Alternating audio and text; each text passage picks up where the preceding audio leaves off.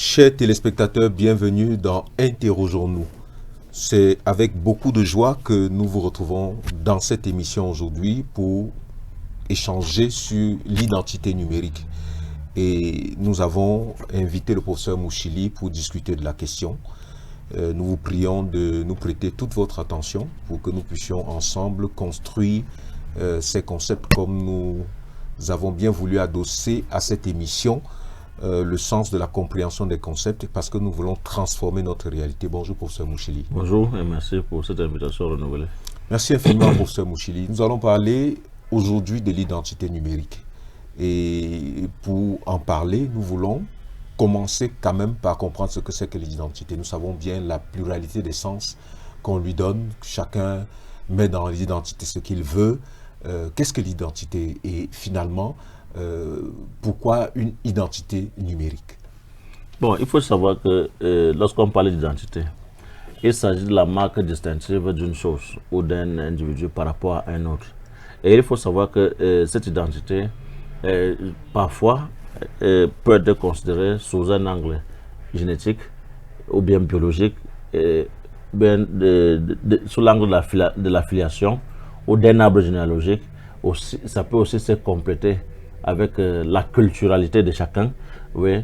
Et il y a aussi, on peut ajouter à cela l'expérience individuelle de chacun qui va contribuer à façonner l'individu de façon à ce qu'il se distingue des autres à l'intérieur de la société. Donc c'est un élément culturel qui vous permet de vous distinguer des autres. Voyez-vous, ça c'est à l'échelle humaine. Bon, maintenant, quand on parle d'identité numérique, vous savez, aujourd'hui, nous vivons un nouveau paysage culturel qui a été complété par cette cybersocialité, c'est-à-dire la socialité numérique qui a donné un autre sens, mais cette fois-là virtuel, à la vie de tous ou bien à la vie des sociétés. À ce niveau, l'identité est l'image que nous voulons avoir de nous-mêmes, mais pas dans le factuel, pas dans la société factuelle, mais à travers ce monde virtuel qu'est la cybersocialité. Et là, vous aurez l'impression que c'est le personnage que vous voulez adopter dans le système numérique qui peut différencier, qui peut être différent de votre personnalité factuelle connue historiquement ou socialement. Voyez-vous, l'image que nous avons souvent de nous-mêmes dans les réseaux sociaux, dans le virtuel, dans la communication numérique, est généralement une image qui répond d'abord à la question, à une pression esthétique. C'est-à-dire, nous ne voulons pas être exactement nous-mêmes dans le virtuel.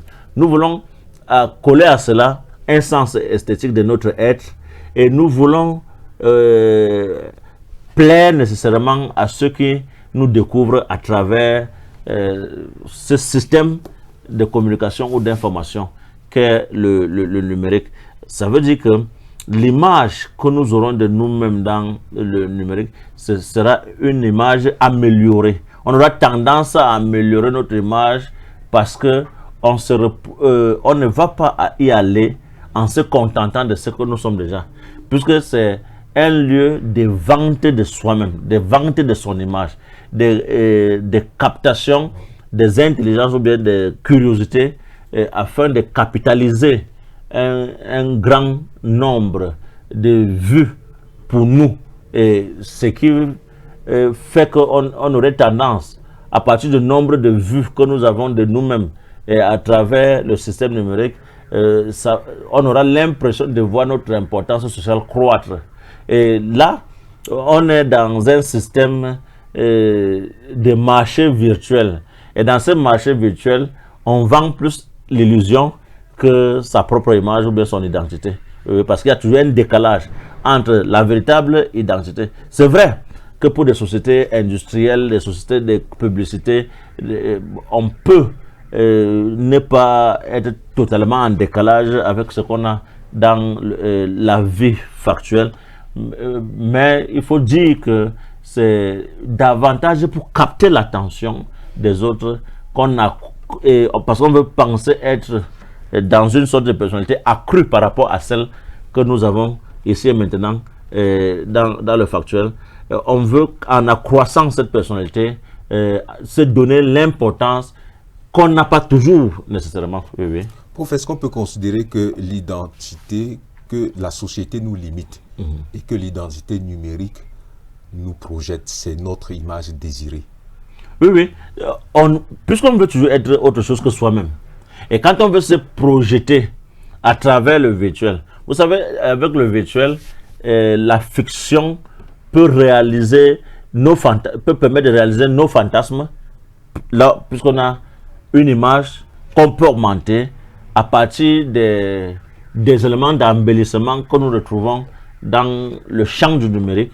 Et on veut toujours se sentir augmenté dans cette situation.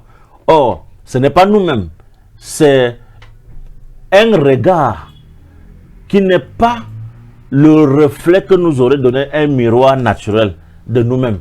Mais on veut, puisqu'ici on dit qu'on veut vendre, on veut se vendre. On se vend comment et à quel prix? Et quel est le premier critère d'exposition de soi-même? C'est le nombre de vues qu'on reçoit. Oui, oui. Et ce nombre de vues va nous donner l'illusion que nous sommes en train d'être ce que nous avons renvoyé de nous-mêmes, même si ça ne décrit pas exactement ce que nous sommes. C'est comme s'il s'agissait d'une identité améliorée par rapport à l'identité factuelle, oui, matérielle même de nous-mêmes. Oui. Donc on a l'impression que là-bas, notre identité s'est accrue. Et on a cette illusion qui fait de nous un être autre que ce que nous sommes, fait que nous nous avons l'illusion que nous avons réellement réalisé notre rêve qui était d'être au-dessus de ce que nous sommes maintenant. Mais dans la réalité, on n'a pas nécessairement changé. Mais ça ne signifie pas que le virtuel est négatif. Ça signifie tout simplement que le virtuel doit nous pousser à nous dépasser. Parce que celui qui donne une image améliorée de soi-même sera tenté d'aller au-delà de ce qu'il est pour effectivement désormais penser que c'est l'image virtuelle qui est la réalité de ce qu'il est. Et il a à façonner sa vie factuelle et historique pour refléter réellement l'image qu'il veut avoir de lui-même. Prof, il y a quand même quelque chose dans le concept d'identité qui nous intrigue et dont je voudrais qu'on en parle. Identité, identique, le même, idem. On a l'impression, si on dit identique, on veut dire quelque chose de stable. Et j'en parle parce que vous avez, dans nos sociétés, on dit c'est notre identité. C'est notre marque, vous l'avez dit au début. Si c'est notre marque, est-ce qu'il y a quand même la notion de mouvement, de changement dans l'identité? Je pense que c'est important de traiter de cette question. Bon, identité, identique, le même. L'identité peut renvoyer au même. Mais le même n'est pas l'identique nécessairement parce que l'homme, dans son mouvement historique, est un acteur qui pense que l'action, le changement permanent est ce qui contribue à façonner son identité. C'est-à-dire, il n'y a pas une identité virtuelle préétablie et qui pourrait déterminer l'homme par nature. Non, non. L'homme façonne son identité dans l'histoire pour être toujours le même, mais pas de façon à ce qu'on perçoive l'identique dans l'individu, mais parce qu'il y a cette volonté d'aller au-delà de ce qu'on est, de se penser autrement que ce qu'on est ici et maintenant. On peut donc dire que l'identité se façonne dans le temps et dans l'espace, mais que l'identité n'est pas une image fixe qui détermine la qualité d'un individu. Non, cette qualité se fabrique. Bon, on peut voir une identité dans la morphologie, mais quand même, on voudrait voir l'identité de la morphologie. Cette morphologie ne résiste pas au temps. C'est une morphologie qui vieillit. On vieillit et ça se modifie. Vous voyez donc, pour penser une identité de l'homme, bon, on pense souvent à l'identité du groupe. On pense souvent, les lois peuvent fabriquer l'identité du citoyen camerounais, par exemple. Mais ces mêmes lois peuvent déterminer le type de personnes que l'éducation doit former.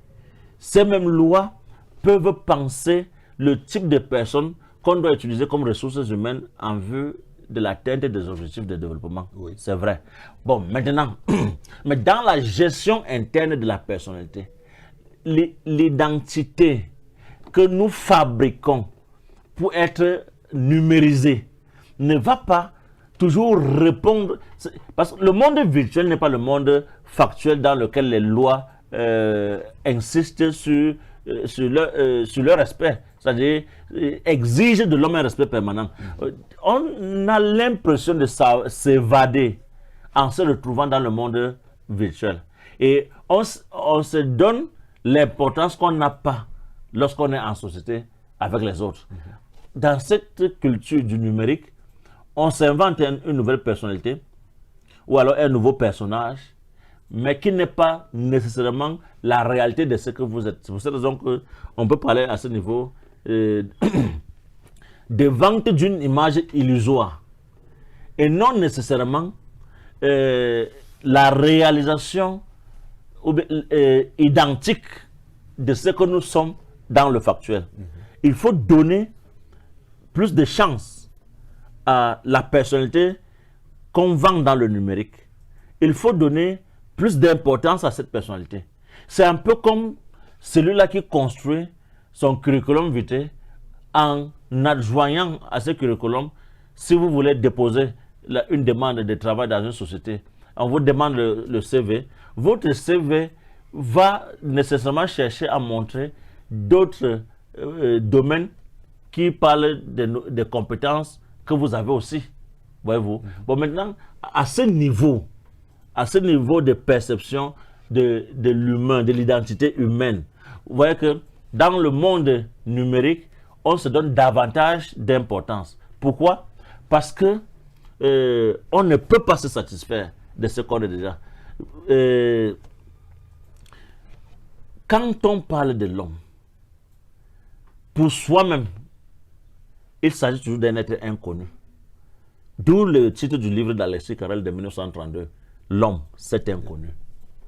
Cet homme qui est inconnu nous étonne déjà à partir de la curiosité dont il fait montre, pour ne jamais être un être qui veut demeurer dans son être actuel, mais pour être toujours un être qui façonne son existence parce qu'il en est l'auteur. Voyez-vous? Donc, c'est à ce niveau que l'homme dont on parle n'est pas un homme dont l'identité est donnée. Il faut penser à l'homme comme cet être dont l'identité est en construction. Et même dans la société du numérique, l'identité ne va pas demeurer le même tout le temps. On voudra se faire croire, faire en sorte qu'on croit qu'on s'augmente régulièrement dans de nouvelles capacités, dans de nouveaux attributs qu'on veut s'octroyer.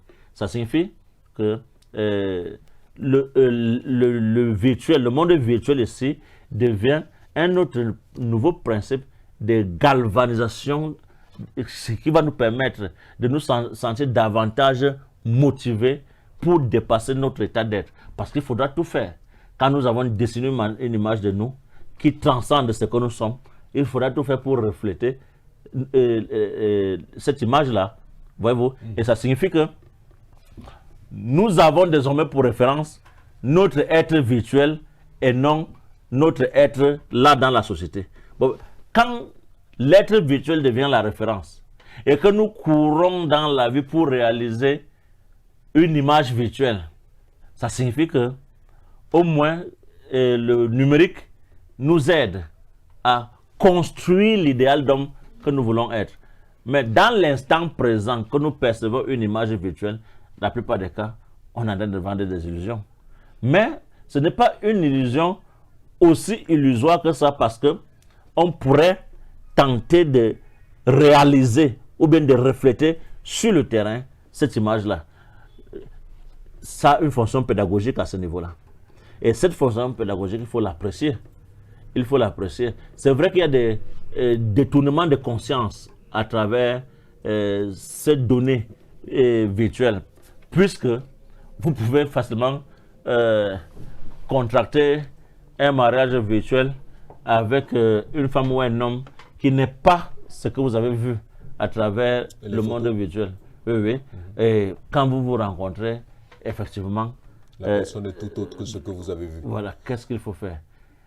Si vous êtes tombé amoureux d'une image virtuelle et que la réalité vous renvoie autre chose, comment gérer cela? Ça signifie que peut-être, comme vous le dites souvent, le monde numérique devient à ce moment-là un refuge, un lieu d'évasion, un moyen de satisfaction de ce qu'on n'a pas pu réussir dans le monde factuel. Dans la réalité. Oui, oui. Professeur, est-ce qu'il n'y a pas un conflit entre l'identité sociale et l'identité individuelle qui trouve une relative satisfaction dans l'identité numérique? Absolument. La société ne nous offre pas toujours tout ce dont nous avons besoin. Parfois, il faut travailler dur pour atteindre un certain objectif. Mais au moins, les prérequis que nous offre la société nous admettre comme membres et en assumant la responsabilité d'être éducatrice. Voilà. Mais au-delà de cela, vous devez vous réaliser comme membre de la société en participant au bonheur de l'ensemble, du collectif. Et à ce niveau, la société est particulièrement exigeante. Exigeante dans quel sens? Dans le sens où vous êtes un individu qui est considéré comme celui-là qui doit imprimer sa marque pour que la société soit toujours en train d'avancer. Voyez-vous, on vous accorde des droits, mais vous avez davantage de devoirs. Et ces devoirs ne doivent pas ne sont pas des devoirs à réaliser à partir d'un monde virtuel. Ce sont des devoirs qu'il faut réaliser dans le monde du vivre ensemble, factuel. Bon, est-ce que donc, dans ces conditions, on va penser que la vente d'une image qui ne reflète pas nos compétences, ce que nous sommes, qui n'est qu'une image de ce que nous voulons être, est-ce que cela suffit pour que la société réalise que vous êtes capable de participer à ce que la société vous tend comme perche dans la logique de son développement? Donc, on va toujours aller au-delà, on veut toujours aller au-delà de ce que nous sommes, de ce qu'on est, mais ce que je dis, cela a une fonction pédagogique et très fortement, il faut conseiller aussi la communication, généralement à travers le numérique, il faut conseiller de se penser autrement par rapport au développement que nous souhaitons de nous-mêmes et de dessiner cette image à travers le numérique pour que chaque fois, ce numérique devienne notre nouveau miroir. Et quand on a dérapé, on comprendra que l'image que nous entendons réaliser n'est pas ce que nous sommes. Alors, la fonction pédagogique serait ici que on aura au moins dessiné l'idéal d'homme que nous voulons refléter et nous travaillerons dans le sens de refléter cela. Puisque si nous ne sommes plus environnés par d'autres hommes qui peuvent nous donner directement des conseils, alors qu'on peut construire l'idéal de ce que nous voulons être virtuellement, c'est toujours la bienvenue pour les sociétés que nous sommes et pour les sociétés dans lesquelles les hommes se rencontrent difficilement et ces hommes sont davantage proches des gadgets, des technosciences. Prof, pour que vous expliquiez encore, parce que c'est intéressant cette dimension pédagogique-là, pédagogique pour nous-mêmes, est-ce que le numérique peut être considéré comme le support de nos illusions? Cette fois-là, pas illusion au sens négatif du terme, mais au sens de projection. Oui, à ce moment, le numérique ici, c'est l'instance qui permet de savoir que nos imaginations ne sont pas vaines. Oui. L'imagination ici, dans le sens de la création intellectuelle. Voyez-vous? Bon, ces imaginations qui peuvent être contenues dans le monde numérique ne peuvent que contribuer à inviter ou à pousser l'éduqué à la réalisation de l'idéal d'homme qu'il souhaite pour soi-même. Oui. Et aussi, c'est un outil d'information, de communication, d'échange, de transfert de technologie. Nous pouvons, à ce niveau, penser un type de formation en distanciel, d'éducation en distanciel. Nous voyons, en cette période de coronavirus, avec notre système de communication qui s'appuie, notre système de formation de la jeunesse, qui s'appuie davantage sur l'apprentissage en distanciel que sur les cours en présentiel. Parce qu'il faut éviter d'être contaminé par cette maladie. Il faut continuer à vivre. Cependant, on peut pas vivre enfermé. Voyez-vous, il faut s'inviter dans une société. Et cette société, si elle n'est pas possible factuellement, elle est au moins réalisable numériquement. Et dans ce sens, on ne peut que louer ce symbole, cette fonction pédagogique, ce rôle pédagogique que pourrait jouer le numérique dans la société actuelle. Sauf que le problème, c'est que la rencontre est désormais, j'ai envie de dire, vouée à l'échec. Oui, la rencontre est vouée à l'échec. Peut-être, mais ça c'est une idée. Mais il faudrait surtout savoir une chose, c'est que il y a quand même échange permanent, il y a échange permanent, il y a permanent et en temps réel, donc il y a échange permanent et en temps réel. Il y a aussi la réduction des taux de voyage, de déplacement en vue d'aller se former. Désormais, on peut avoir toute la technologie de l'autre enseignée, qui pourrait nous être enseignée, mais à partir de cette relation virtuelle, numérique, voyez-vous. Donc, il faut aujourd'hui considérer le numérique comme le support pédagogique sans lequel la rencontre permanente des hommes n'est plus possible. Bon, c'est vrai, il ne s'agit pas d'une rencontre dans toute sa chaleur, comme on aurait le souhaité, en se basant sur la première définition même du sens de la société, où on doit être ensemble.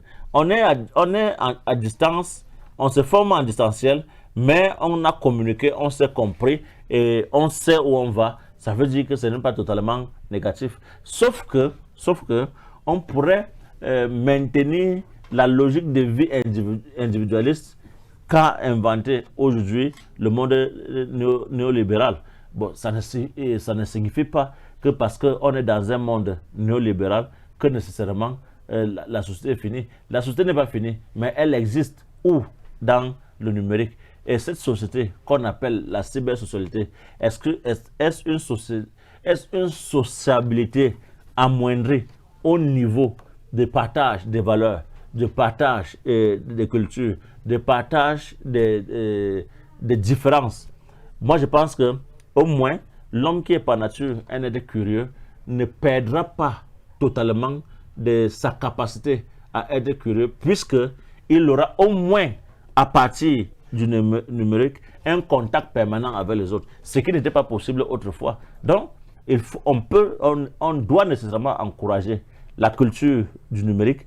On doit entrer dans ce monde, même si on a l'impression que dans le monde du numérique, l'homme joue toujours à un autre homme, c'est-à-dire à un autre personnage. Il n'est jamais nécessairement ce qu'on perçoit de lui dans la société. Et je vous dis encore que le principe d'esthétisation de l'image qu'on va avoir de nous-mêmes détermine déjà notre pensée, et on pourrait dès lors peut-être dans la volonté de vivre cette cybersocialité contracter des mariages qui pourront ne pas se construire, surtout parce que l'image qu'on nous aura vendue et qui nous aura fait chavirer en termes d'amour pourrait, ce sentiment peut s'abaisser, peut s'amoindrir lorsqu'on rencontre réellement l'image après laquelle on courait. Vers laquelle on s'était projeté. Oui, oui. Prof, est-ce que c'est la fin des émotions partagées?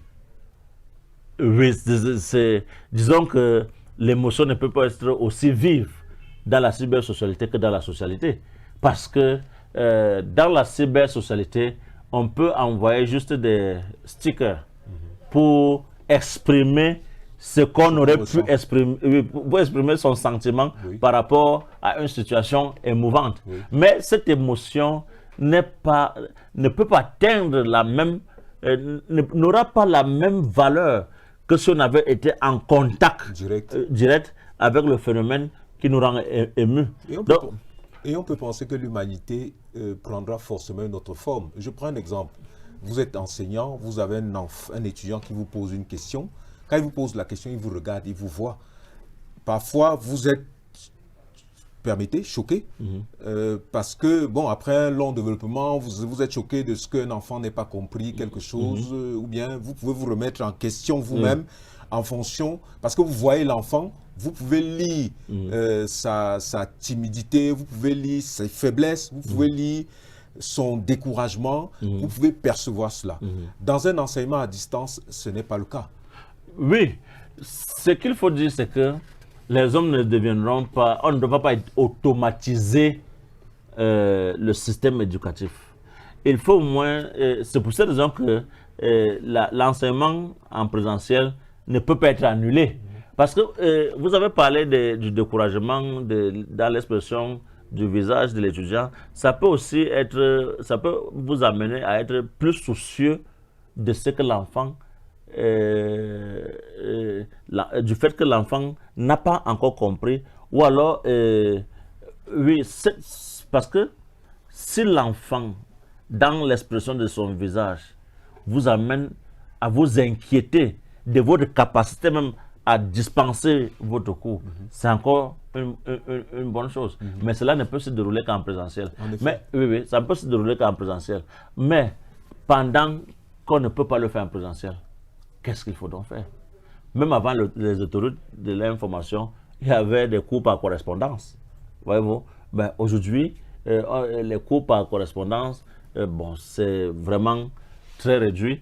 On pense plutôt à une communication à travers le système numérique qui nous donne la chance ou alors l'opportunité de voir comment, de voir en temps réel comment l'autre s'exprime en nous pour que nous soyons capables d'acquérir un ensemble d'informations. Mais même si le côté émotionnel, affectif, filiatif pourrait être en train de disparaître, cela au moins compenserait les enseignements qu'on aurait pu avoir, c'est-à-dire les absences d'enseignement pendant les périodes comme celle-ci, où on vit des pandémies qui sont absolument contagieuses et contre lesquelles il faut se prémunir. Prof, le numérique a intégré nos vies. Et qu'on le veuille ou qu'on ne le veuille pas, qu'on l'aime ou qu'on ne l'aime pas, désormais, le numérique est une partie de notre existence. Est-ce qu'il ne faut pas éduquer les gens au numérique de manière à associer, en tenant compte des forces et des faiblesses de ce nouveau concept ou bien de cette nouvelle réalité, parce que c'est comme ça qu'il faut l'appeler, en tenant compte de cette nouvelle réalité, est-ce qu'il ne faut pas éduquer les gens à cette citoyenneté numérique? Oui, on doit le faire absolument. Qui ne vit pas le monde numérique et en dehors du monde même factuel. Oui. Parce que je ne sais pas si de personne en personne, vous pouvez récolter toutes les informations possibles en temps réel. Voyez-vous, aujourd'hui, avec le numérique, toutes les informations qui circulent à travers le monde se reçoivent ou bien se vivent en temps réel. C'est ça. Bon, parce que le développement, c'est par rapport au temps. Et le développement aussi, c'est par rapport à la capitalisation qu'on peut faire de ce temps. On est obligé, on ne choisit pas d'être dans le numérique. La société est numérisée et tous les faits et gestes de l'homme se représentent dans le champ numérique. Et ne pas vivre le temps du numérique, c'est être en dehors de la société contemporaine. Donc, il ne s'agit pas de choisir, mais il s'agit de s'y faire absolument. Bon, pourquoi? C'est vrai qu'on pourrait être réticent. C'est vrai qu'on pourrait réaliser que l'humanité, le sens même de la perception, de la patience, de l'amitié, de la sympathie, de l'empathie, de la démocratie, vécu seulement à travers le numérique, ne donne pas véritablement tout le sens qu'il faut avoir du dialogue interpersonnel. Oui, oui. L'homme est présent et autrui doit être présent. Et dans la présence mutuelle, on fabrique une vie véritablement vécue dans le factuel, dans l'histoire factuelle. Bon, le numérique nous aide à renforcer cela parce que les hommes ne sont pas des sédentaires, des sédentaires fixistes qui se contentent de leur endroit de vie. Bon, il y a des déplacements, mais il faudrait que même déplacés, nous soyons en contact avec ceux qui sont restés sur place. Donc, c'est une nécessité que de penser un monde où le virtuel crée un champ de communication qui englobe davantage tout le monde et fait disparaître les distances entre les hommes. Tout en sachant que l'humanité doit être préservée dans cette action-là. Et du coup, je pose la question, c'est de savoir si dans cette numérologie-là, où on appelle... Non, cette numérisation. Oui. C'est pas la même chose. C'est pas la même chose. Merci, prof. Est-ce qu'il ne faut peut-être pas identifier des individus en tenant compte de leur nom, par exemple? Parce qu'on a aujourd'hui des problèmes de cybercriminalité. Et peut-être parce que c'est des numéros qui désignent des personnes. C'est des numéros qui désignent des personnes. Peut-être que la science pourrait s'orienter, une certaine éthique de la science pourrait s'orienter pour que les identités soient de véritables identités, même dans ce monde numérique-là. Non, les numéros, le chiffre qui désigne chacun, ça ne signifie pas que le nom n'est plus important. Ça signifie que d'abord vous allez constater que dans tous les pays du monde il existe des polices scientifiques. Et généralement ils constituent des banques d'ADN. Bon, votre numéro peut être en train de représenter l'espace qu'occupe votre ADN dans la banque d'ADN. Voyez-vous? Ce qui fait que si quelqu'un a un ADN qui ressemble étrangement au vôtre, et que dans la logique de cette lutte contre la cybercriminalité, on veut à tout prix intercepter un présumé criminel, on va d'abord se rapprocher de vous parce qu'on voit des correspondances. Voyez-vous? Et ces correspondances qui ne trompent pas, en se rapprochant de vous, on saura qu'on aura au moins un début d'information qui pourrait permettre à ceux qui font la recherche de vous situer géographiquement. Sauf que entre vous et moi, qui ne sommes pas de la police criminelle, on ne peut pas, je ne peux pas être sûr que quand je vous fais, j'échange avec vous sur la plateforme numérique, c'est exactement vous qui êtes au bout du fil. Le problème, c'est que il y a quand même des études, comment on va appeler ça, analogiques, qui permettent d'attribuer, parce qu'il y a des gens ont la capacité, toujours à partir de cette technologie numérique, de changer la tonalité de leur voix. Mais il y a des sortes de filtres aussi qui vont permettre de ramener votre voix à celle qu'on connaît. La voix réelle. Oui, oui, à la voix réelle. Oui. Et à partir de ce moment, on peut toujours vous identifier. Même masqué, on peut vous identifier. Ça veut dire que il y a tout un travail de mise en conditionnement. Voyez-vous? Et bien, quand on a réussi à mettre en condition les bases de données, alors le numérique peut fonctionner avec beaucoup, comment je dirais, beaucoup de succès. Voyez-vous? Bon, c'est quand on commence et que la police n'a pas un lien direct avec les hôpitaux n'ont pas un lien direct avec les pharmacies. Parce qu'il y a des gens qui ne se soignent qu'à la pharmacie. Étant donné que on va faire la publicité des médicaments et on va vous dire, vous n'êtes pas obligé d'avoir une prescription médicale pour vous soigner avec tel médicament. En ce moment, il faut quand même qu'on sache qui vous êtes, où vous êtes. Donc il faut que la société soit comme une chaîne et que la police, c'est-à-dire les forces de l'ordre ou bien de sécurité, ne soit pas totalement déconnectées des hôpitaux, ne soit pas déconnectées des laboratoires. Donc tout le système clinique et tous les autres secteurs d'activité doivent être interconnectés, aussi numériquement, et on saura que dès qu'on tape sur le numéro tel, parce que dans d'autres pays, quand vous parlez de numéros, c'est le numéro de votre carte nationale d'identité, par exemple. Oui. Ça représente toutes les bases de données qui sont les vôtres dans un système de sécurité. En effet. Et ce qui fait qu'on ne change pas le numéro d'identité à tout moment. C'est pas à chaque identité, à chaque moment d'identification, parce que la carte est périmée, qu'on va vous changer de numéro. Ce sera le même numéro, mais on ne va faire qu'actualiser la date pour que vous soyez à l'intérieur des délais nécessaires pour que votre carte soit toujours valide.